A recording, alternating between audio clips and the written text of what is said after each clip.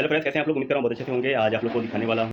तो आप लोग देखें, ये रिमोट कंट्रोल सीलिंग फ़ैन, इसके फ्यूचर के बारे में बताऊंगा, इसकी खासियत के बारे में बताऊंगा, ये कैसे स्टार्ट होता है इसके बारे में बताऊंगा। पूरा वीडियो जरूर देखें। सबसे पहले मैं देखूंगा स्विच यहाँ पे जो है ऑन है, ठीक है। और ये हमारा है, ये हमारा 1 स्पीड, 2 स्पीड, 3, 4, 5 और ये होगा फाइनली ऑटो, मतलब बी। तो आप लोग ब्लू लाइट जल रही है। उसी तरीके से जैसे कि मैं स्पीड इसका बढ़ाता चलाऊंगा, इसमें जो इंडिकेटर जो दिखा रहा है ब्लू कलर की जो लाइट है, ये इसी तरीके से बढ़ता चला जाएगा। 5 पे हमने कर दिया है, ये जो बी है बिल्कुल फुल पे हो जाएगा।